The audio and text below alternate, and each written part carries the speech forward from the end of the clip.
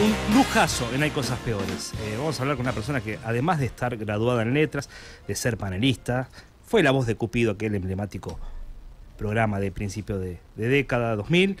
Conduce un programa hace mucho tiempo en Radio Ciudad que se llama No se puede vivir del amor. Y además acaba de lanzar una novela que se llama Te arrancan la cabeza. Franco Torchia, ¿qué tal? Buenas tardes, gracias por recibirnos. ¿Cómo estás? Hola, ¿cómo andan? ¿Qué tal? ¿Me escuchan bien, no? Perfecto, te vemos y te escuchamos, pero espectacular. Queremos saber un poquito de qué se trata esta novela. Bueno, vos estás definiéndola como una novela, yo no puedo atreverme a definirla, no sé sinceramente cómo definirla, porque siento que escribí una ficción. Que tiene algunos materiales en su seno que pueden parecerse a ciertos tramos de mi vida, sobre todo de mi infancia, pero que a partir de esos materiales de todas maneras desarrollé cierta imaginación o cierta fantasía. Yo creo que Te arrancan la cabeza es un texto sin género, y hubiera sido también, ahora me doy cuenta, bastante por lo menos llamativo que yo hubiese escrito como primera ficción un texto con género, porque trabajo hace mucho tiempo tratando de librarme y de librarnos en general del género, ¿no? Del género en las cosas, del género en los textos, del género en los artefactos simbólicos, en las producciones artísticas, pero también en los intercambios sociales, sexuales. Entonces, no sé qué tipo de texto es. Sí sé que es una ficción bueno, que está cargada de imaginación. Yo no volqué ahí solamente, como te contaba, datos de mi infancia, de mi vida, sino que a partir de esos datos o a partir de ciertos sucesos que pueden parecerse bastante a cosas que viví hace muchos años, obvio. Bueno, construí otro mundo, ¿no? Y sí, puedo decirte que es una ficción que transcurre en la década del 80 en un club, en lo que se llaman todavía hoy clubes de regatas, es decir, un club náutico, ¿no? Creo que Mar del Plata tiene el suyo, de hecho. Sí, claro. ¿Cómo claro. no? Bueno, transcurre en ese espacio, yo diría la segunda mitad de los años 80, y hay un conjunto de personajes que allí aparecen sobre todo en boca de una narradora. El libro tiene dos narradores, una narradora mujer adulta y un narrador que puede parecer que soy yo, pero no soy exactamente ese, que va intercalando su voz con la de esta mujer. Entonces, el texto cuenta algunas peripecias de todos esos personajes que van al club, que asisten al club, que viven situaciones varias en ese club. Y por otro lado, también el texto cuenta una historia sexual y yo diría afectiva, de algún modo amorosa, cómo no, entre este narrador hombre que es menor de edad y un narrador y un personaje que luego deviene travesti. Es una manera esta que estoy tratando de ensayar porque ¿Sí? no había hablado todavía públicamente del libro. Esta es mi primera vez, estoy debutando hablando públicamente del libro. Lo que me importa es que lo descubran, y lo que me importó también es, yo escribí algo que quería que tuviera la forma que tiene. Es decir, no quería ceder, no tuve ganas de negociar su forma. Los periodistas, como vos bien sabés, estamos muy acostumbrados a adecuar nuestro discurso al medio en el que estamos, o incluso también al medio en el que trabajamos, ¿no? Me refiero no solamente a la empresa, sino también al medio concreto, es decir, si estamos en radio o si escribimos una nota o si trabajamos en televisión o así. Tenía por primera vez en 45 años la necesidad de hacer algo como a mí se me cantara. Claro. Y bueno, el resultado te arranca en la cabeza. Qué bueno. ¿Por qué está anclado en la segunda mitad de los 80? Bueno, ahí hay algo personal, ¿no? Porque yo en esa segunda mitad de la década del 80 tuve más de 10 años, digamos. Coincide con mis 10, 11, 12, 13 años. Eh, Fueron años para mí muy decisivos, pero también no solamente para mí, creo que lo fueron en buena medida para la sociedad argentina, digamos, ¿no? Esa segunda parte del alfonsinismo, con una democracia que estaba muy lejos de estar muy instalada, pero que de todas maneras, bueno, digo, ya era democracia, Sí. ¿no? No era post-dictadura, ya era democracia.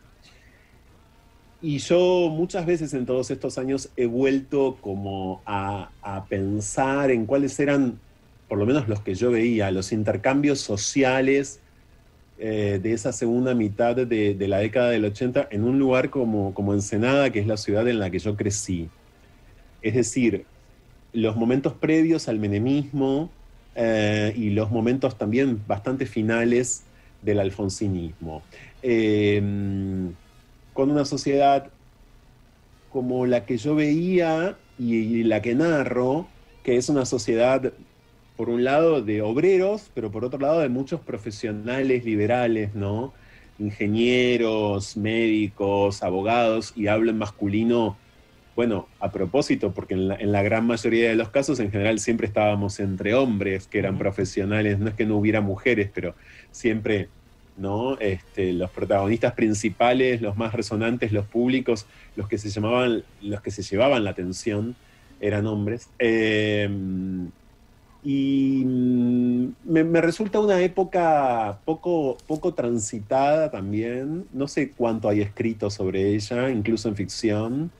Eh, la literatura argentina creo que, bueno, tiene mucha ficción, por supuesto, sobre la dictadura militar, como no. Tiene mucha ficción también interesante sobre la postdictadura y los comienzos de la democracia. Sí. Hay mucha ficción escrita sobre los 90 y así en adelante. Yo no sé hasta dónde ese periodo concreto está tan atravesado o tan tomado, ¿no? Tan trabajado por la literatura. Y también lo que me importaba era el escenario. Yo quería y quiero con este libro plantar un escenario que me parece que sí está poco investigado por la literatura, que es el de los clubes náuticos, ¿no? Como escenario, como territorio. Por lo menos hasta donde yo tengo registro, nunca leí un texto de ficción que quizás existe y yo no lo sé, ¿eh? Pero que toma como escenario es el de los clubes náuticos. Hay una cuestión social, me imagino, ¿no? Sí, de estatus. Sí, sin dudas, sin dudas. Porque además hoy podemos pensar que los countries, ¿no? O que los barrios privados, pero también antes de los countries, las quintas, ¿no? Las casas quintas, las casas con pileta, son en cierta clase social mucho más habituales que lo que eran a fines de los 80, claro. Digamos. En aquellos años todavía quienes tenían determinada capacidad de financiera, digamos, iban a los clubes, se hacían socios de clubes antes de poder comprarse una quinta, un terreno para hacerse una casa y para hacerse una pileta, que sigue siendo algo costosísimo y muy caro, pero que era incluso en ese momento aún más difícil. Entonces, la verdad es que ese imaginario de vida náutica, de vida a la vera del río, bueno, en Mar del Plata sí, obviamente en el mar, ese imaginario, digamos, de medio inglés también, ¿no? Náutico, Brighton, esa cosa como de vida deportiva, de vida acuática, que era en todo sentido, sin dudas, un símbolo de cierto estatus, o por lo menos, digamos, circulaba así en aquellos años, me interesan sobremanera y por eso me detuve ahí, claro, obvio. Franco, Ivana Freje te saluda, ¿cómo estás? ¿Cómo estás, Ivana? Bien, te estaba escuchando y cuando hablabas en cuanto a la composición, ¿no? Con respecto a las herramientas literarias, te quería preguntar, ¿tiene esa redacción, esa escritura, como quien dice, complicada al momento de leer? Porque me imaginaba, por ejemplo, El beso de la mujer araña de Manuel Puig. Sí, sí. ¿Va por ese lado con esas herramientas?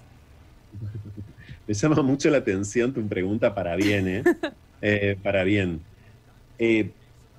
La verdad que los dos narradores del texto son dos, como dije antes, una mujer y un hombre, pero un hombre muy joven y una mujer más bien ya quizás como de más de 55. Son dos primeras personas y son dos primeras personas fuertes y sobre todo en ella hay un registro fuerte de la oralidad y ahí sí puedo pensar en Manuel Puig. Todos los que escribimos en lengua española, yo creo que de un tiempo a esta parte cuando tratamos de escribir oralmente, tratamos de reproducir alguna lengua oral, ¿no? Alguna habla concreta, casi de manera inevitable volvemos a Manuel Puig.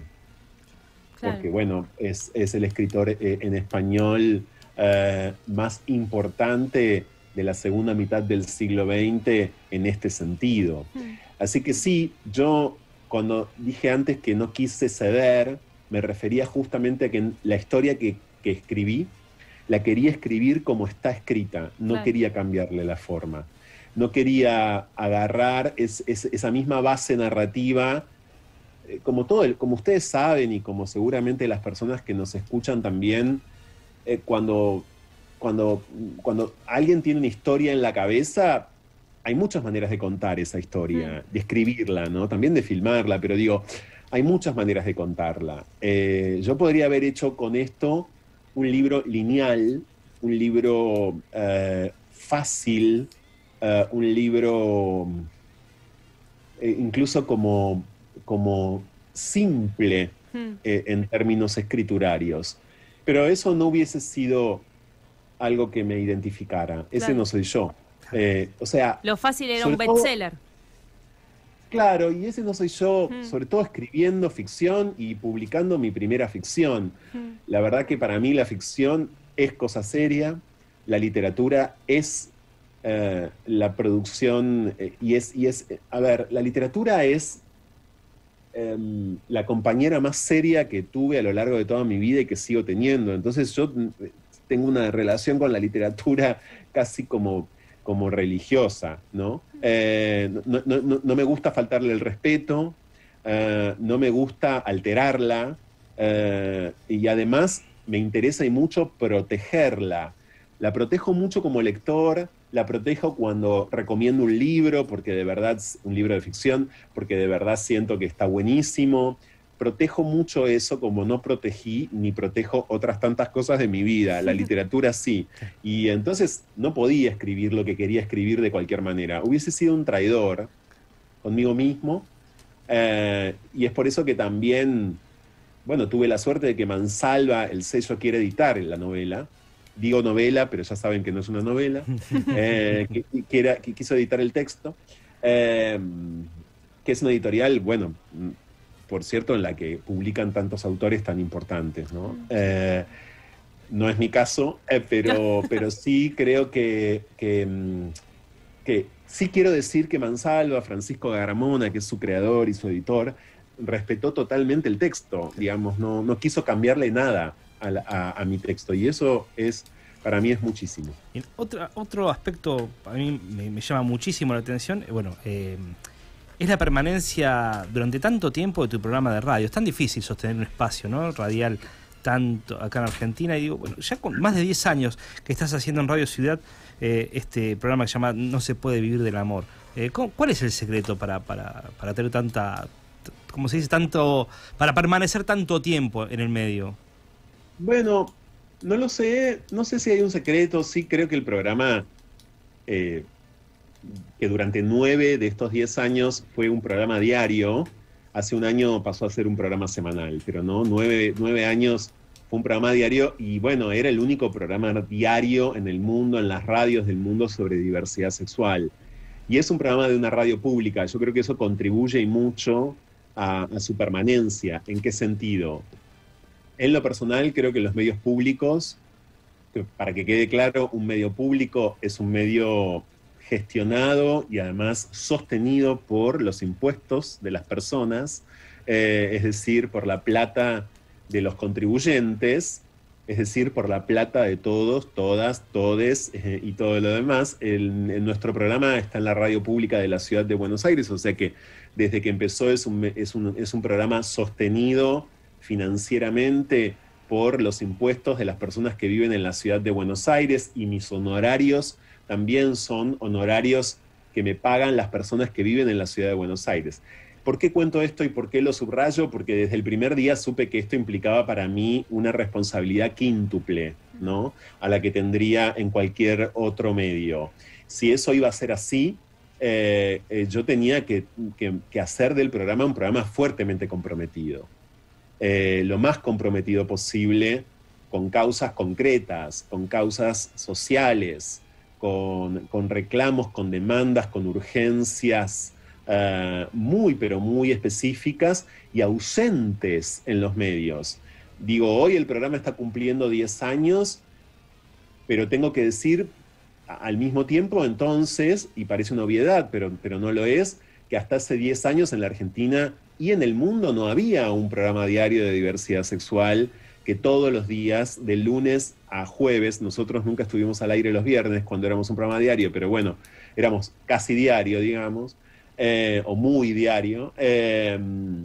Bueno, nosotros todos los días articulábamos esta agenda, la volvíamos a armar e insistíamos sobre algo que hoy aparece de forma un poco más errática, pero aparece en medios grandes o en medios tradicionales, pero hace 10 años era tema excluyente de medios chicos, de medios independientes o de este programa, ¿no? Un suplemento. Digamos, hoy un ataque homofóbico en una pizzería de Palermo es noticia en Clarín. Bueno, hace 10 años no. Hoy un travesticidio o un transfemicidio puede no ser igual todavía noticia en un medio grande. Para nosotros es noticia diaria, permanente, porque hoy no estamos al aire a diario, pero todos los días trabajamos a diario en nuestras redes sociales. Salimos al aire los sábados, pero estamos a diario trabajando en redes sociales con todo esto, ¿no? Entonces, yo creo que el programa tiene una función social muy clara.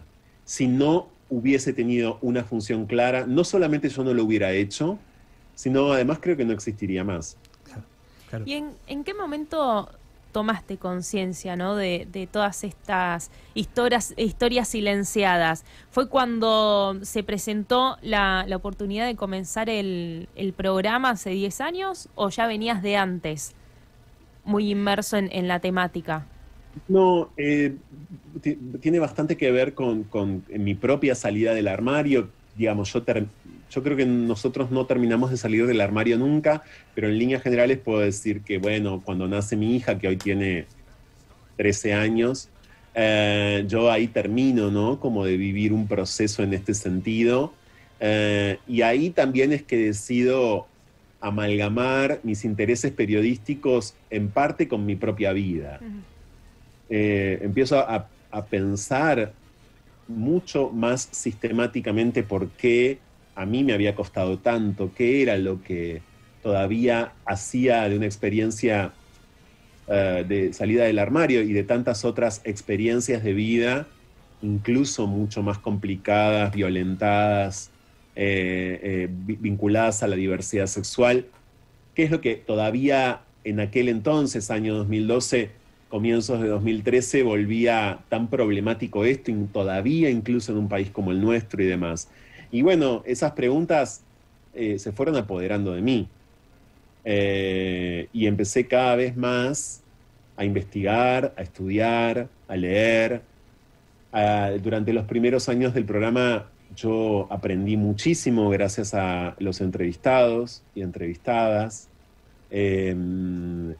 Insisto, estudié. Bueno, es el día de hoy que también estudio muchísimo. La verdad que estudio mucho para hacer el programa. Hay momentos en que estudio más y momentos en que estudio menos, pero en general trato de estar muy, muy actualizado. Creo que no hay otra. Sobre todo en un tema, digamos, tan voluble, cambiante y en algún punto delicado como este, ¿no? Y vos decías que han cambiado algunas cosas de aquellos comienzos al día de hoy, sobre todo en los medios. ¿Cuál es la batalla que considerás que hay que dar, ¿no? Desde, por lo menos desde tu trinchera?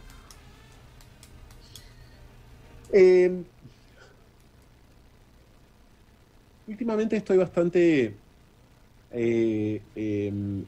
convencido de que tendríamos que dedicarnos cada vez más a pensar cómo viven, cómo proceden, cómo actúan, cómo hacen y cómo no hacen las denominadas mayorías. Es decir, antes de seguir pensándonos a nosotros mismos como integrantes de poblaciones subalternizadas o de sectores de la población minorizados, y lo digo hoy, a 32 años, como ustedes saben, de la eliminación de la homosexualidad de la lista de enfermedades mentales de la Organización Mundial de la Salud. Hoy es el Día Internacional de Lucha contra el Odio por Orientación Sexual e Identidad de Género. Lo pienso hoy y pienso que cada vez más, a mí por lo menos, me interesa dedicarme a pensar qué hace que los sectores aparentemente mayoritarios sean mayoritarios. Es decir, hoy creo que el periodismo especializado en diversidad sexual tiene muchas asignaturas pendientes, tiene cada vez más un universo de posibilidades más amplio, y al mismo tiempo, a mi humilde entender, creo que tenemos que pensar cada vez más por qué siguen tan convencidos y convencidas quienes creen no integrar, ni protagonizar, ni ser cuerpo de ninguna diferencia, en que no son diferentes. En esa especie como de tranquilidad en la que viven miles de millones de personas, también, claro, en nuestro país, y que las lleva a efectivamente marcar a los diferentes, pero sentirse para nada diferentes ellos mismos, ¿no? O sea, me interesa cada vez más la indagación en las condiciones de posibilidad, en todo aquello que hace que efectivamente insisto, los diferentes sean así de indiferentes. Algo así. Yo te noto y te considero como muy desinteresado, ¿no? Que es una lucha realmente genuina. ¿Sos consciente de lo importante que sos para todo el colectivo? No, porque también a mí me parece que me toca ser alguien que, bueno, hace el programa que hace 10 años y también escribo sobre esto. Bueno, durante muchos años fui colaborador del suplemento Soy de Página 12 y a modo de primicia les digo que ahora, a partir de junio, Infobae lanza su medio LGBT y voy a formar parte de él como un columnista y como un entrevistador. Pero más allá de aquello que escribo, porque no solamente respecto a esto hago el programa de radio, digamos, en general también todos estos años estuve escribiendo y mucho periodismo, ¿no? Al respecto. No, yo me siento parte de un conjunto de voces, de personas, de consignas, de experiencias, de historias de vida, que están construyendo una especie de continuum, ¿no? De continuado. Sí puedo entender que soy alguien que en este momento forma parte de y ocupa un determinado espacio, pero siento que muchas veces siento que las cosas que digo o las cosas que escribo no las estoy diciendo yo, estoy siendo hablado por muchas personas que hablaron antes y por muchas otras personas que van a hablar después. Bueno, a mí nunca me gustó el culto a la personalidad, además. No, creo que necesitamos dejar de de cultivar personalidades, por otro lado, en general, ¿no? Como sociedad. Entonces, no soy nada consciente. El año pasado fui premiado con el premio Carlos Jáuregui en este sentido, y entonces me puse a ver a Carlos Jáuregui comunicador, ¿no? Digamos, a Carlos Jáuregui lo tenemos perfectamente ubicado en la historia de la diversidad sexual de nuestro país como ese activista medular que fue. Pero además de ser un activista pero tan preponderante y finísimo, Jáuregui era un comunicador extraordinario, ¿no? Cada vez que iba a la televisión en la década del 90 a debatir, cada vez que pisaba un medio de comunicación, desplegaba una potencia comunicativa muy poderosa. Bueno, cada vez que vuelvo a Luana Berkins, es decir, cada vez que veo cómo han comunicado tantos otros, siento que en todo caso formo parte, sí, de una línea en la historia, que igual como línea no es lineal, está llena de diagonales, pero bueno, es una línea en la historia también. Franco, ¿te googleas? No. Apareces como novelista. ¿Crees que está bien? No, ¿quién dice eso? Todavía no escribí una novela. Es probable que escriba una novela en algún momento, pero no, todavía no lo hice. Franco, te agradecemos muchísimo estos minutitos que nos regalaste en la tarde de Mar del Plata y del mundo, porque estamos transmitiendo para todo el mundo. Mucha suerte con el libro, no con la novela. Ay, gracias a ustedes, de verdad. Me encantó conversar con ustedes. Tengo muchas ganas de estar en Mar del Plata. Ojalá pueda ir pronto, porque me encanta además Mar del Plata en invierno, por supuesto. Les mando un abrazo fuerte. Gracias a ustedes. Gracias a vos, igualmente. Franco Torchia, no sabemos cómo denominarlo porque hizo de todo. Fue, además de estar graduado en letras, fue panelista, conductor, periodista. En este caso lo llamamos porque acaba de editar un libro, no novela. Nosotros estamos haciendo las valijas ya.